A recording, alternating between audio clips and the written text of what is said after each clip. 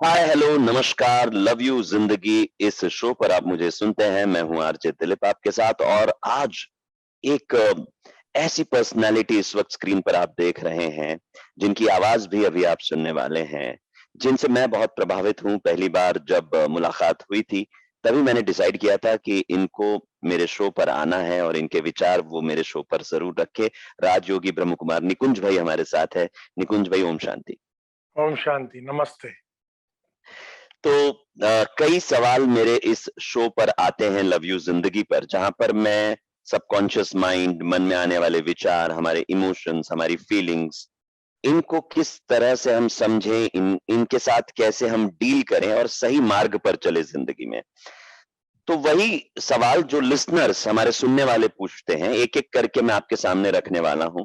और जी। आपका क्या कहना है, आप क्या मार्गदर्शन देना चाहेंगे उन्हें, ये मैं जरूर आपसे जानना चाहूंगा। पहला मोस्ट इंपॉर्टेंट सवाल जो पैंडेमिक में भी हमने बहुत ज्यादा देखा और आजकल की भाग-दौड़ भरी जिंदगी में भी बहुत ज्यादा हम देखते हैं, वो ये है कि हम ये जरूर कहते हैं कि नकारात्मक विचारों से दूर रहिए, नेगेटिव थॉट्स को दूर रखिए, ओवरथिंकिंग से बचिए। तो सवाल ये आता है कि नकारात्मक विचारों को कंट्रोल कैसे करें?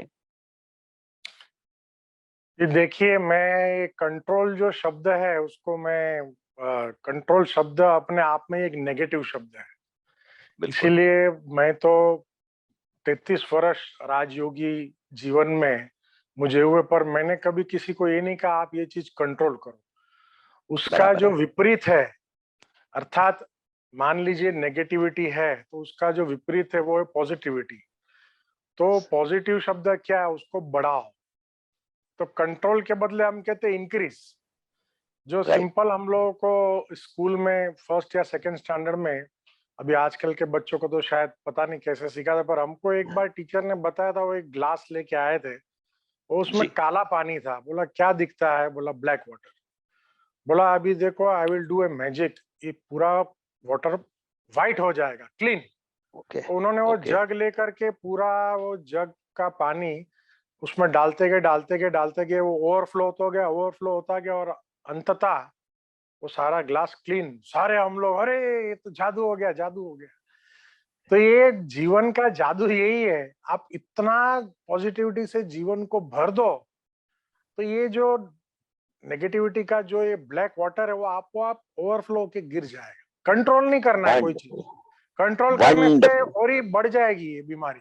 बिल्कुल, बिल्कुल, बिल्कुल, एब्सोल्युटली निकुंज भाई, क्या अच्छे एग्जाम्पल के साथ आपने इस बात को समझाया है। और जिंदगी में पॉजिटिविटी को बढ़ाना है, कंट्रोल करने की कोशिश नहीं करनी है, जैसे कि निकुंज भाई ने हमें बताया है, क्योंकि जितना हम रेजिस्ट करेंगे उतना जोर से और नेगेटिव थॉट्स आएंगे। ओवर थिंकिंग से कैसे बचा जाए, इस पर अगर आप अपने विचार रखें। जी, मैंने एक बहुत अच्छा लेख लिखा है, क्योंकि मैं लेखक हूँ। उसमें मेरा लेख का टाइटल है जी। Over thinking kills. तो सोचना ये हमारे जीवन में मनुष्य के लिए एक कुदरती चीज है, स्वाभाविक है। जी। आप इवन अधिकांश हम में से जो भी लोग हैं वो जब सोते हैं हम्म। तो नींद में भी हमारा सबकॉन्शियस चलता है। जी। जी। तो जिसको डॉक्टर, ये जो न्यूरोलॉजिकल साइंस में कहते हैं आरईएम स्लीप, मतलब रैपिड आई मूवमेंट। जब आप हम्म। सेकेंड हाफ ऑफ स्लीप में होते हो तभी आपका आरईएम स्लीप गिनती किया जाता है। आपका मन सोचता ही रहता है। तो अब ये ओवर जो शब्द है, तो ये कौन नक्की करेगा कि मैं जो सोच रही हूँ, सोच रहा हूँ, ये ओवर है कि इतना ही जरूरी है? इसका सिंपल मापदंड ये है कि ऐसा सोच जिससे आपकी आत्मा को सुख मिलता है, संतुष्टता होती है, या जिससे कोई प्रकार का सृजन होता है, इट इज गुड थॉट, मतलब वो काम का है। राइट। और ऐसा कोई सोच जिससे आपकी एनर्जी डिप्लीट होती है, या हम्म। जिससे मान लीजिए आपके मन को दुख होता है, तकलीफ होती है, अशांति होती है, इट मीन्स वो काम का नहीं है। इट इज एज जी। सिंपल एज, फिर से एग्जांपल, एक कबाट में हमारे अनेक चीजें होती है, हम सफाई करते हैं, ये मेरे काम का नहीं, चलो भाई ये निकालो, ये मेरे काम का, बरोबर उसको हैंगर में लटका देते हैं। ये थॉट्स का भी ऐसा ही है। थॉट सबके स्कैटर्ड रहते हैं, बिखरे हुए। जिस प्रकार से हम अपनी अलमारी साफ करते हैं, ड्रॉवर साफ करते हैं, इसी प्रकार से ये थॉट का भी जो है, इसको टाइम टू टाइम थोड़ा नीट एंड क्लीन करके सेट करना पड़ता है, क्या काम का है रखो, क्या काम का नहीं है वेस्ट। तो ये थॉट मैनेजमेंट जो है ये नियमित रूप से करना चाहिए हर एक को, जो अमूमन लोग नहीं कर पाते। इस वजह से फिर वो मेरा सिर भारी हो गया मतलब अभी कुछ बोलो मत ऐसा हो जाता। उसका वजह ये है, बाबा जगह ही नहीं है इतना, उसमें इतना भर दिया आपने तो उसको खाली करो। तो नियोजन, ग्रेट, ये संकल्पों का नियोजन, ये कला है, ये सीखना चाहिए। वंडरफुल। और इस तरीके से हम ओवर थिंकिंग से बच सकते हैं। तो जैसा कि हमारे लिसनर्स सुन रहे होंगे और जो हमें देख भी रहे होंगे वो समझ रहे होंगे कि कितनी आसानी से ओवर थिंकिंग और नेगेटिव थॉट्स के बारे में बातें बताई है निकुंज भाई ने। बहुत सिंपल करके विषय को बताना यही खासियत है निकुंज भाई की। और इसीलिए आप लोगों ने जो सवाल पूछे हैं हमारे शो लव यू जिंदगी पर, वही सवाल एक एक करके मैं निकुंज भाई के सामने रख रहा हूं। कई लोगों का ये भी सवाल आता है, जैसे मैं अक्सर लव यू जिंदगी शो पर कहता हूं ना कि हमेशा अच्छा करो, किसी का बुरा मत करो। तो कई लोग ये भी पूछते हैं कि अच्छे लोगों के साथ बुरा क्यों होता है? देखिए क्या होता है, अमूमन हम देखते हैं, यदि आप आज के परिप्रेक्ष्य में देखिए या इवन जी जी। 100 साल देखो, 50 साल देखो, तो जिसको हम कहते हैं जो खरा सोना है उसको ही कसौटी पे उतारा जाता है। आप दुकान हम्म। में जाएंगे तो दुकानदार को, ज्वेलर वालों क्या पूछेंगे, भाई 24 कैरेट का क्या भाव है? सही बात तो है। आपको दिखाएगा भी ये 18 कैरेट का, 16 नहीं, ये नहीं, हमको असली क्या है वो बताओ, मिक्स सही वाला बात। नहीं चाहिए। तो इसी प्रकार से जीवन में उसी की वैल्यू है जो खरी कसौटी पर उतर करके खरा उतराओ, और जिसको कहते हैं भाई ये खरा माल है, अनुभवी है। तो ये एक नितांत मतलब सत्य है। अब अच्छे लोगों के साथ बुरा क्यों होता है? क्या होता है कि हम लोग वर्तमान अपने जो जन्म है या वर्तमान किए हुए कर्म की ओर ही देखते हैं। मैंने तो सब अच्छा ही किया, फिर मेरे साथ बुरा क्यों हो रहा है? पर पीछे क्या किया आपको तो पता नहीं। अच्छा, पिछले जन्म का क्या है वो भी हमें पता नहीं। अच्छा, आपने अच्छा किया, ये मापतोल करने का मापदंड क्या? अब मान लीजिए कोई व्यक्ति है जो भ्रष्टाचार कर रहा है, वो ऐसा समझता होगा मैं तो अपने बच्चे के लिए कर रहा हूँ, उसको पढ़ाई करने मुझे विदेश भेजना है तो मैं तो अच्छा ही कर रहा हूँ। पर ये हम्म। समाज के या कानून की दृष्टि में तो गलत है। तो ये अच्छा या बुरा, ये मापदंड करने की भी स्केल क्या? तो इसीलिए जो कहते हैं हमारे भारतीय सिद्धांत में, हम कहते हैं भाई कर्म फिलोसॉफी, राइट। अर्थात कर्म का भी एक अकाट्य सिद्धांत है। तो जिसको हमने बचपन से अमूमन सभी ने घर में सुना है कि जैसा बोओगे ऐसा काटोगे। बिल्कुल सही कोई बात है। पीछे क्या किया मालूम नहीं है, जिसका फल आज राइट। अच्छा या बुरा, पर अब से इसी घड़ी से क्या करना है वो समझ से करो, ताकि जो अब बोना है तो आगे काटने का भी अच्छा हो। हमारे हाथ में इतना है वर्तमान जो हम कर सकते, जो भूत है वो तो बीत गया, बट वर्तमान में अच्छा करके भविष्य को अच्छा बनाया जा सकता है। बिल्कुल सही बात है, बिल्कुल सही बात है। और कर्म के इस सिद्धांत को भी डिनाई नहीं किया जा सकता। ये एक ऐसा लेखा जोखा है जो हमारे साथ जन्मों जन्म साथ चलते रहता है। और बिल्कुल सही कहा निकुंज भाई ने कि इस वक्त, इस प्रेजेंट मोमेंट में जो कुछ आप अच्छा कर सकते हैं स्वयं के लिए ही नहीं बल्कि समाज के लिए, वो सोचते हुए जब हम आगे बढ़ेंगे तो वो सही मार्ग होगा। कई लोग ये भी पूछते हैं कि तनाव बहुत है, मतलब इस बात को हम डिनाई नहीं कर सकते। हम कहते हैं, जैसे मैं अपने शो पर भी कहता हूं, live a stress free life.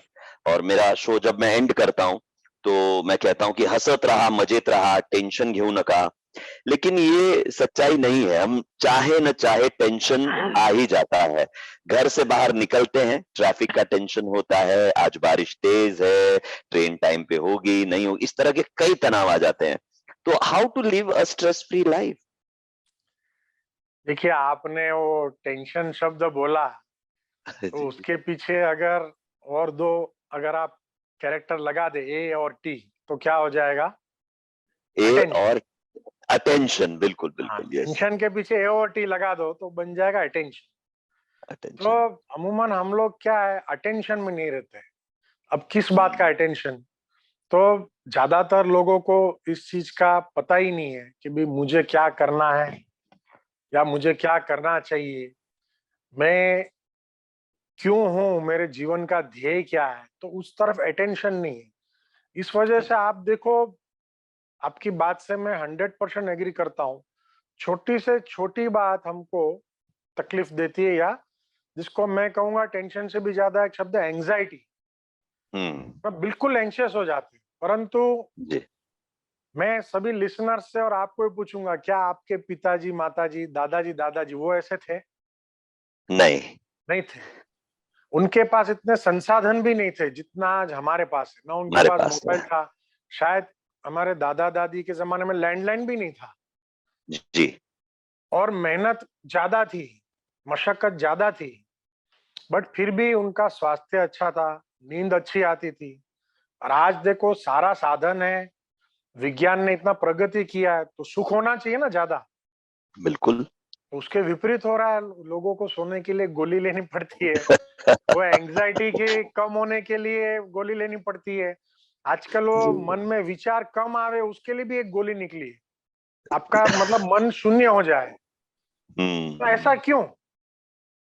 तो ऐसा इसीलिए कि हम लोग अटेंशन में नहीं है। वो अटेंशन इस बात का कि मैं कौन हूं। जी। वस्तुतः अपनी आइडेंटिटी के बारे में हम लोग अटेंशन में नहीं है। एक आइडेंटिटी क्राइसिस है। इस वजह से ये सारी चीजें हो रही है। यदि आप समझ लो कि मैं शून्य हूँ, एक पॉइंट ऑफ लाइट हूँ, किस बात का गुस्सा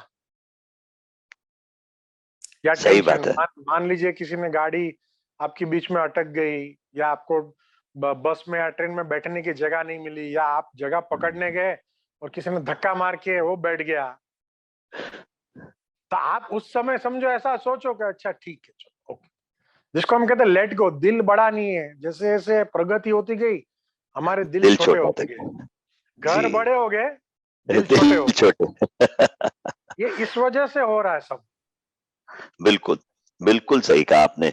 यूनिवर्स में हमारा जो एग्जिस्टेंस है, अगर उस पॉइंट ऑफ व्यू से हम देखें तो एक बिंदु मात्र की तरह अगर हम चलते हैं, तो हमारे ईगो को, हमारे अहम को भी हम काफी हद तक छोटा कर सकते हैं, और मेरे ख्याल से एक राइट एटीट्यूड के साथ जिंदगी में आगे बढ़ सकते हैं। मैं एक एंड बात जैसा कि आप, कहना चाहूंगा, जी। कई लोग मुझे पूछते आते हमसे मिलने के, टेंशन हमारा कम हो सके। मैं कहता हूँ, भाई मैं कोई टेंशन आपका कम करने का रास्ता नहीं बता सकता हूँ।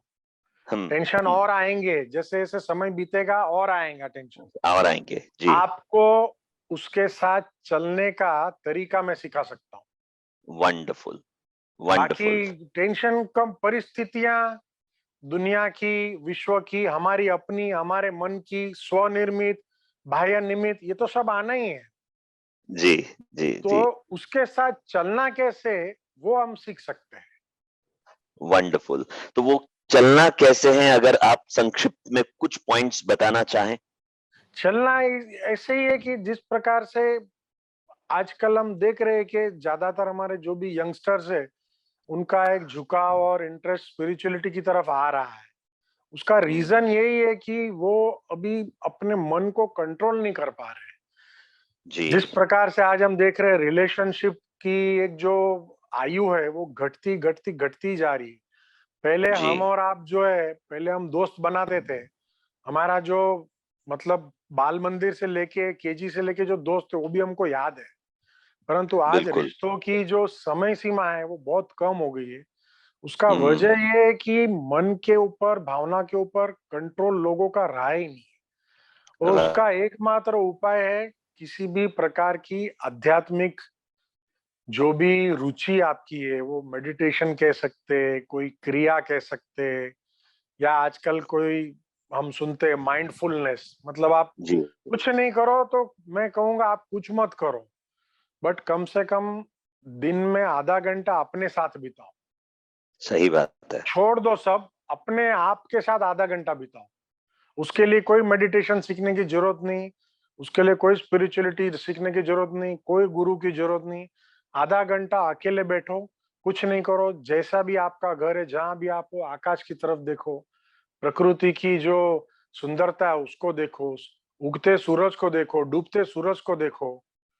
ये सारी चीजें आपके मन को एक शून्य के और लेके जाएगी। मतलब लोग लोग लोग, आवाज आवाज आवाज, सारे, इससे थोड़ा दूर जाने की जरूरत है। बिल्कुल सही बात है। टू मच ऑफ इन्फॉर्मेशन जब जी, तो उसका भी एक विस्फोट होना तो तय है, और आजकल इतनी ज़्यादा इन्फॉर्मेशन है हमारे पाँचों सेंसेस के ज़रिए कि दिमाग और सबकॉन्शियस माइंड और सब कुछ कन्फ्यूज़ हुआ पड़ा है, इसीलिए उसको शांत करना बहुत ज़रूरी है। और बहुत अच्छा तरीका आपने बताया, प्रकृति के साथ एक होकर सबसे बढ़िया तरीका है। बहुत सारे सोसाइटीज़ में गार्डन होती है, वहाँ जाकर आधा घंटा बैठ जाइए, फ़ोन को स्विच ऑफ कर लीजिए और देखिए खुले आसमान को, जैसा कि आपने बताया। बहुत बहुत ही बढ़िया बात आपने बताई है। एक आखिरी सवाल आज के इस सेशन के लिए मैं ले रहा हूं, क्योंकि मैं आपसे एक वादा भी चाहूंगा कि ये हमारी पहली और आखिरी मुलाकात नहीं होगी। इसके बाद हम मिलते रहेंगे और आप एज एन एक्सपर्ट हमारे शो पर आते रहेंगे। ये ज़रूर, वादा है आपकी तरफ? ज़रूर, ज़रूर। ओके। एक सवाल ये भी आया है कि बहुत से लोग बहुत सारे लोगों की केयर करते हैं, उनके लिए बहुत अच्छा सोचते हैं, लेकिन वो वैसा रेसिप्रोकेट नहीं करते, और इस वजह से एक साइकिल ऑफ एक्सपेक्टेशन में वो फंसे हुए रहते हैं। इसको कैसे ओवरकम करें? ये मैंने पिछले हफ्ते एक लेख लिखा, उसका टाइटल ये है, प्रेम और मोह। जी, तो जी, जी। ये अमूमन हमारे पास बहुत ऐसे लोग आते हैं कि भई खास करके माँ-बाप जो है जी, और जी, जी। जो यंगस्टर्स है जो रिलेशनशिप में है, तो वो एक्सपेक्ट बहुत करते हैं, भई मैंने इतना किया तो मुझे कम से कम थोड़ा इतना तो मतलब होना चाहिए। तो इसका सिंपल और संक्षिप्त उत्तर यही है, प्रेम जो है वो निस्वार्थ होता है। जी, यदि प्रेम में स्वार्थ है तो वो प्रेम नहीं कहलाता। जी। जिसको हमने हमारे पूर्वजों ने कहा है शास्त्रों में, विशुद्ध प्रेम, हुँ, मतलब उसमें कोई मिक्स नहीं होती है चीज। जी। और जब वो प्रेम के अंदर थोड़ा थोड़ा मिक्स होना शुरू होता है तो उसके अनेक रूप बनते हैं, जिसको हम अंग्रेजी में आजकल कहते हैं भाई डोमिनेट। फिर हुँ, उसको अटैचमेंट भी कहा जाता है। फिर जी, कई जगह हम देखते हैं कि एक्सट्रीम जब हो जाता है तो उसको ऑब्सेशन भी कहा जाता है। जी।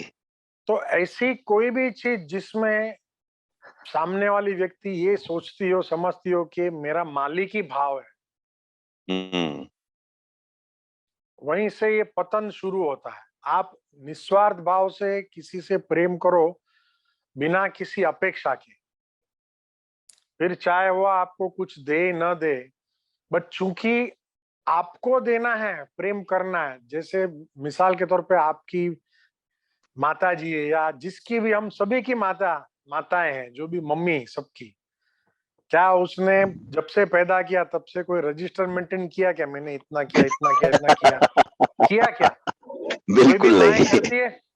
बिल्कुल तो नहीं, बिल्कुल उसको, नहीं। उसका वो प्रोग्रामिंग ऐसे है, उसको देने का ही है।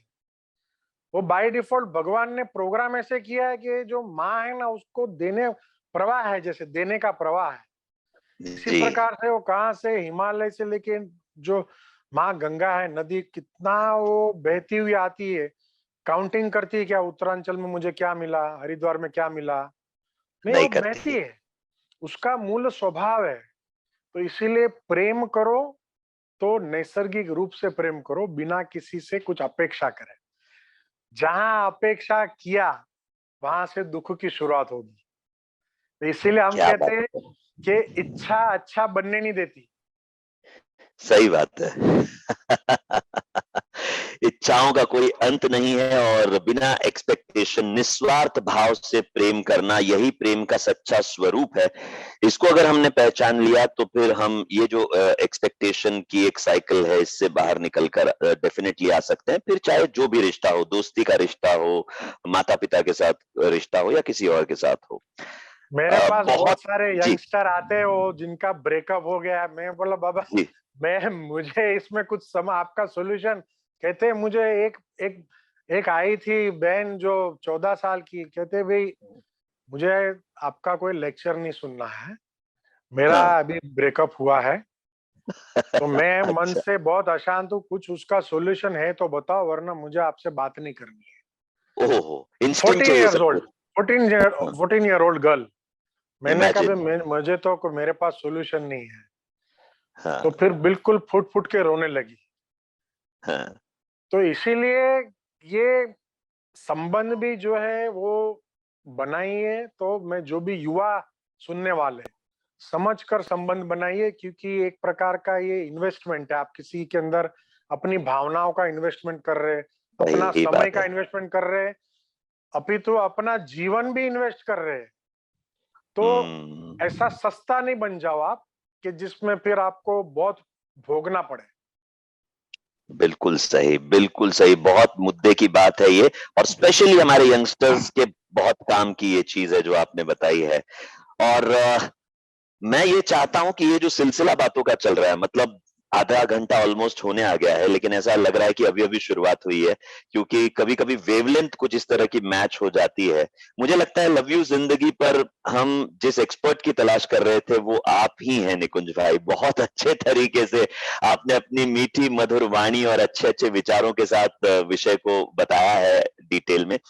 तो मैं यही उम्मीद करता हूं कि बहुत जल्द हम फिर से एक बार मिलेंगे, और जो और भी सवाल है, मैं चाहता हूं कि आप भी एक अपील कर दीजिए बिग एफएम के सुनने वालों के, उनके मन में अगर कोई विचार है या कोई सवाल है तो वो पूछे। निकुंज भाई आप। जी, बिग एफएम सुनने वाले हमारे जो भी प्यारे दर्शक हैं, उन सभी को ढेर सारा प्यार और नमस्कार।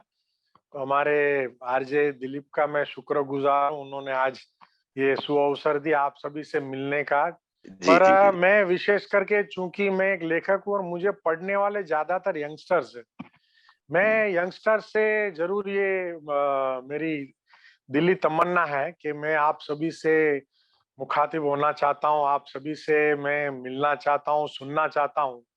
आपके मन में, आपके दिल में ऐसी कोई भी उलझन हो, प्रश्न हो, तो आप ये मत समझिए हम किससे बात करें। तो मैं एक एक्सपर्ट तो नहीं हूँ, परंतु आपका एक अच्छा मित्र बनकर, दोस्त बनकर, जितना मेरे में समझ है, ऐसी मेरी समझ के आधार पे आपको मैं कुछ निवारण या सॉल्यूशन दे सकता हूँ। मेरे से ज्यादा बड़े एक्सपर्ट हमारे आरजे दिलीप है, तो वो नहीं आपको मेरे से ज्यादा अच्छा सॉल्यूशन दे पाएंगे। पर मुझे खुशी होगी अगर मैं ऐसे किसी हमारे युवा मित्र का, जो दिल दुखी है, दिल टूटा हुआ है, तो वो जुड़ने में या जुड़ाने में मैं मदद कर सकूं। बहुत बढ़िया। तो आप अपने सवाल जरूर हमें भेजते रहिएगा, लव यू जिंदगी शो सुनते रहिएगा, और हम राजयोगी ब्रह्म कुमार निकुंज भाई से इसी तरह बात करते रहेंगे, आपके सवाल उनके सामने रखते रहेंगे। बहुत बहुत आभार, बहुत बहुत धन्यवाद। ओम शांति निकुंज भाई।